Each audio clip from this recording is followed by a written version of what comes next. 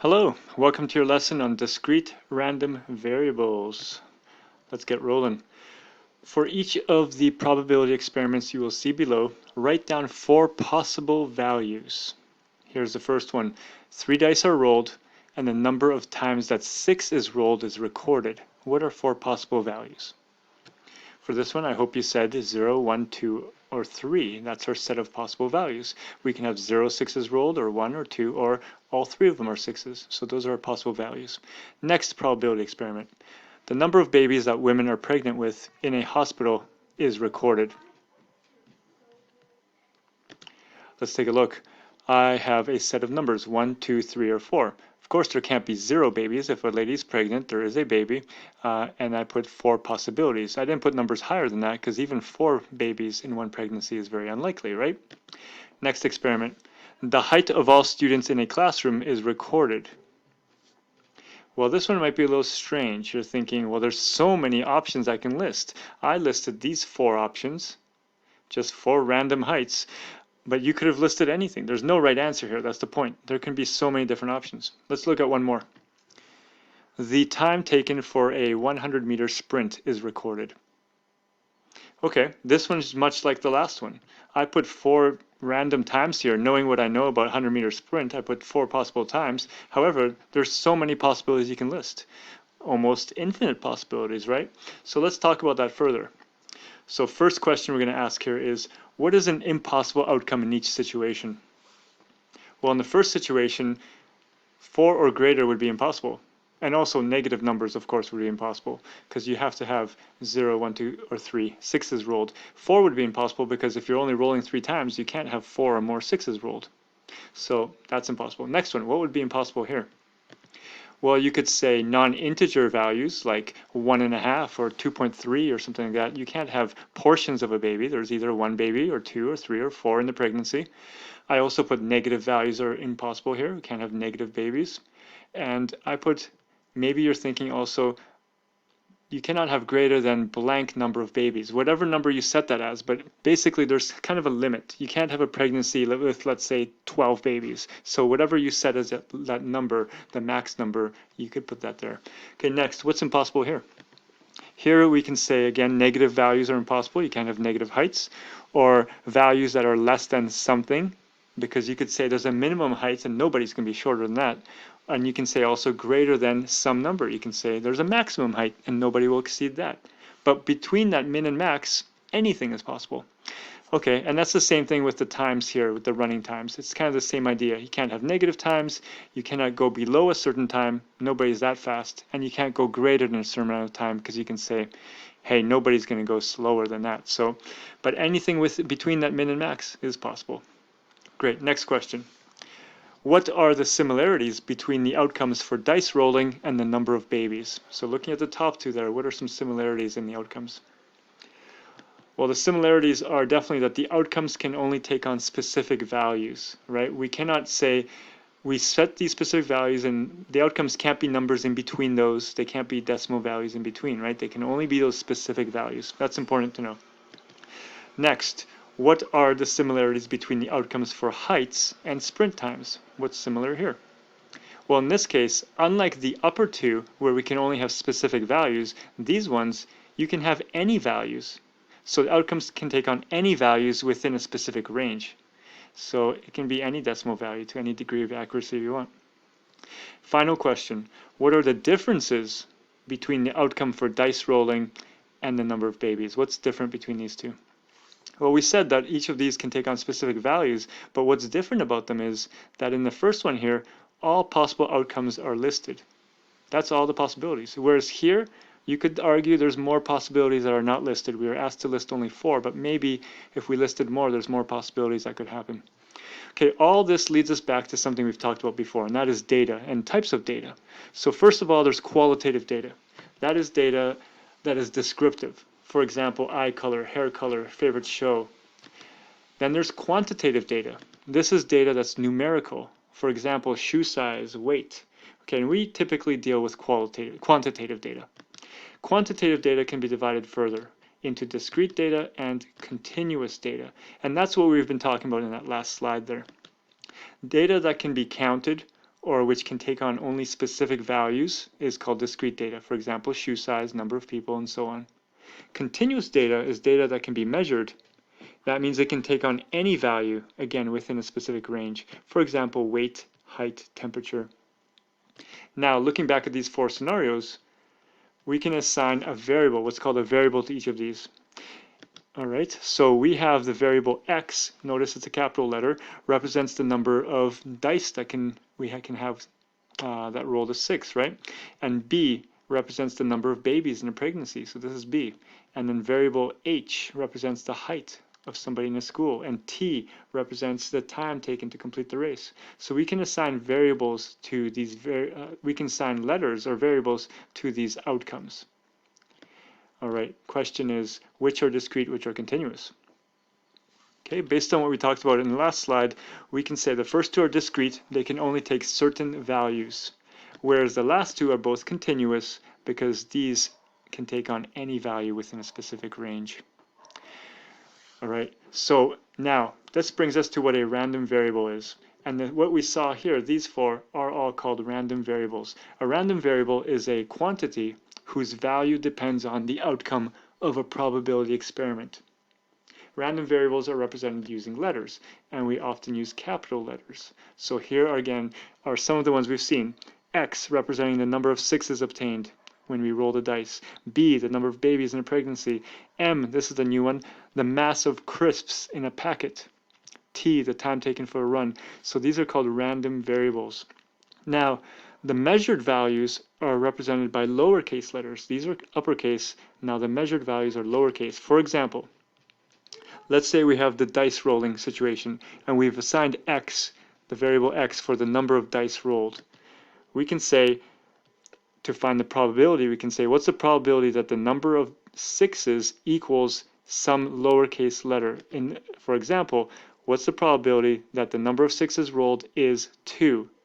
So notice we use a lowercase letter for that possible outcome right here. And now that can basically be read as the probability that the number of 6s obtained is 2. Okay, again, uppercase, lowercase. This is the variable that can take on any value of the outcomes, and this one represents the specific outcomes. All right, so there's discrete random variables, which have a finite set of possible values, and there's continuous random variables, which have an infinite set of possible values. We've talked about that. So now, looking at 4 other examples, categorize these as either discrete random variables or continuous random variables. All right, let's go on from there. So now, a TOK question for you. See if you can respond to that one. What are your thoughts? And now a TOK thought for you here as well. Please read this great quote from Lao Tzu. All right, now let's do a couple experiments. Let's say we have the die rolling experiment. We roll dice 3 times, and we want to count how many 6s are rolled. We've been talking about that. Let's take a look at how we can represent that. We can represent that as a tree diagram. We've used these before. So each branch shows us one of the rolls. So here is the first roll, here's the second roll, here's the third roll. So in the first roll, we can obtain so we're rolling a dice 3 times, and we're letting x, random variable x, represent the number of times a 6 is rolled. So we can roll 6, or we can not roll 6. Remember, that means not 6, or the complement of 6. So to roll a 6, what's the probability? Well, it's 1 in 6. 1 in 6 sides here will be a 6, so therefore that's the probability. So the chance of not rolling a 6 over here is 5/6. All right, we've done one roll. Now we do a second roll. So now if we roll the 6 the first time, on the second roll we can again get a 6 or not a 6, and the probabilities remain the same, 1/6 and 5/6. And then now we've rolled twice, and let's say we go to here now. We've rolled a 6, we rolled a 6 again, and now we roll the third time.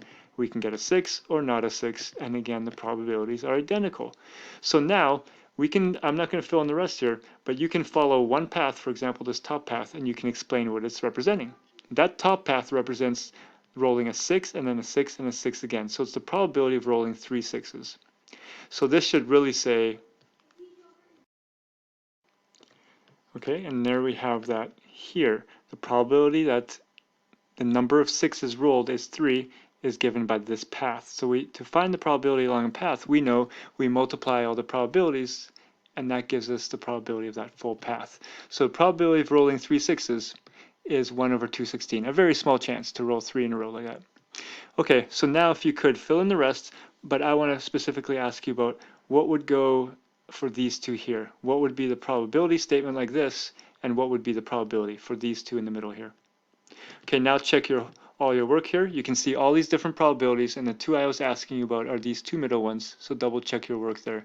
It's the chance of getting a 6, not 6, not 6, and then a not 6, 6, 6. So notice that it says here, this is the chance of getting 1 6, and this is the chance of getting 2 6s. Now we're going to fill in what's called a probability distribution table. That is a table that shows the probabilities of all the possible values that a random variable can take. So we can see here the probability that the random variable x will take on some value small x, which means these values here. So what's the chance, in other words, the probability of the random variable being 0? So you look at this and you're like, okay, where's the possibility, where's the path that leads to 0 6s? And there's only one path here. It's the bottom path. No 6, no 6, no 6. And the probability is that. So that number is going to go here, 125 over 216. So then, what's the value that you're going to put in here? What goes in for the probability of rolling 1 6? Right, so the probability of rolling 1 6, well, there isn't just one path that leads to that. We can see there's several paths. There's this path here that leads to 1 6, and this one, and this one.